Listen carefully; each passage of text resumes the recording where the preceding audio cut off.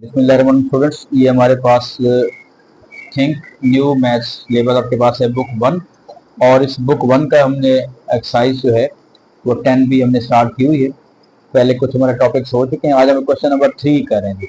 Question number 3 में आपके पास क्या है, in each of the following figures A B parallel to C D, यानी जहां पर भी ए बी और सी डी आ रहा है वो पैरेलल है।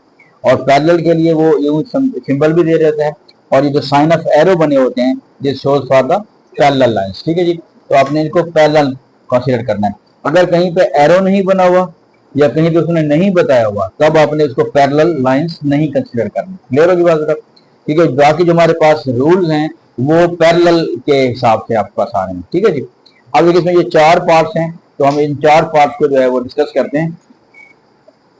आज देखिए इसमें जो फर्स्ट पार्ट आपके पास दिया हुआ है कि A B is parallel to C D. अब इसमें उसने एक एंगल जितना दिया हुआ है कि आपके पास ये दरमियान में एक लाइन लगा दी है। इस एंगल को ए का नाम दे रहा है, इस एंगल को 30 और ये दिस इज 2b। अब देखिए सबसे पहले देखें, अगर हम ए की बात करते हैं कि first we are going to find the value of A. अब देखिए ये देखें ये पैरेलल लाइंस आ रही हैं, ये यूं पैरेलल बन रही हैं, लेकिन इन पैरेलल लाइंस के रेफरेंस से ये दो जो एंगल्स बन रहे हैं ये कॉरस्पॉन्डिंग एंगल्स बन रहे हैं। क्या बन रहे हैं?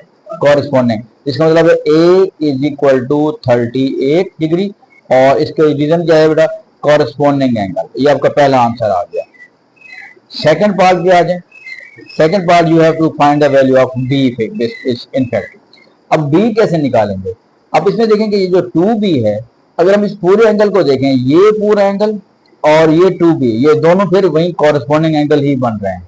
क्या बन रहे हैं? Corresponding angle. ठीक है, कॉरस्पॉन्डिंग एंगल क्या है कि हमारे पास जब दो लाइंस पैरेलल होती हैं ऐसे, तो ये एंगल और ये एंगल ये दोनों क्या है बेटा? कॉरस्पॉन्डिंग एंगल है। तो यही कॉन्सेप्ट यहाँ पे बन रहा है। अब अगर ये कॉरस्पॉन्डिंग एंगल्स हैं तो इसका मतलब ये है कि 2b एंगल जो होगा that will be equal to 30 plus a। ठीक है, ये एंगल और ये एंगल दोनों क्या होंगे? सेम होंगे। अब बेटा क्या बन गया? 2b इज इक्वल टू 30 और a की वैल्यू हमने निकाली हुई है 38। It means that 2b is equal to 68। तो जब हमने 2 से डिवाइड करेंगे तो दैट विल बी 34। तो b की जो वैल्यू हमारे पास आ रही है वो क्या आ रही है बेटा? 34 आ रही है। ठीक है, तो ये आपका दूसरा आंसर आ गया। अब आ जाए सेकंड पार्ट होगा। सेकंड पार्ट हमारे पास क्या है? ये you have to find the value of, यहाँ पे दो अननोन आ रहे हैं, एक c है और एक d आ रहा है। तो पहले अगर हम c की वैल्यू निकालते हैं, c की वैल्यू किस तरह निकालेंगे? देखें ये 7c है, ये 140 है, ये दोनों कॉरेस्पॉन्डिंग एंगल आ रहे हैं। तो जो कॉरेस्पॉन्डिंग एंगल्स हैं वो सेम होते हैं। ठीक है, अब कॉन्सेप्ट आपको क्लियर होना चाहिए। लास्ट लेक्चर में हमने ये कॉरेस्पॉन्डिंग एंगल, ये वर्टिकल एंगल को डिटेल से डिस्कस किया हुआ है। So 7c is equal to 140 degree. तो c will be equal to 140 upon 7। तो हमारे पास बेटा c की वैल्यू क्या आ रही है? 20 डिग्री आ रही है, या 20 आपके पास वैल्यू आ रही है इसकी। ठीक है जी, c की वैल्यू क्या आ रही है? 20। तो ये इसका आंसर आ जाएगा। अब आ जाए डी पार्ट पे। अब डी क्या हमने जो फाइंड आउट करना है, सेकंड पार्ट में यहाँ पे लिख लेता हूँ, D we have to find out. अब आप देख रहे हैं ये सी 7c और 2d they are vertical opposite angle. ये क्या है? Vertical opposite angle. जो वर्टिकल अपोजिट एंगल होते हैं वो क्या होते हैं जी? सेम होते हैं। ठीक है, तो इसका मतलब है कि हम यूं भी कर सकते हैं कि 2d is equal to 7c। तो पीडी मैं कह रहा हूँ वर्टिकल, ठीक है, वर्टिकल एंगल या वर्टिकल अपोजिट एंगल भी आप इसे कर सकते हैं। अब बेटा क्या होगा? 2 हो गया 2d, 7c, c की वैल्यू हमारे पास आई है 20। तो इसका मतलब ये हुआ कि अगर मैं इसको यहाँ पे लेके जाऊँ थोड़ा सा, कि ये क्या बन जाएगा बेटा? कि 2d इज इक्वल टू 140। ठीक है, और जब d की वैल्यू निकालेंगे 140 से डिवाइड कर देंगे 2 को, so that will be d is equal to 70। तो हमारे पास d की जो वैल्यू आ गई है वो आपके पास 70 आ जाएगी। ठीक है, चलिए जी, अब हमारे पास इसका बेटा c पार्ट हम डिस्कस कर रहे हैं। c पार्ट जो है, c पार्ट कैसे डिस्कस करेंगे देखा प्लीज जरा देखिएगा, ये भी आसान से हैं। देखें c पार्ट में हमारे पास क्या आ रहा है, ये पूरा जो लाइंस बनी हुई है ये वर्टिकल एंगल है, सॉरी पैरेलल लाइंस है आपके पास। अब पैरेलल लाइंस में ये जो दोनों एंगल दिए हुए हैं ये बेस एंगल है। क्या कहते हैं इसको?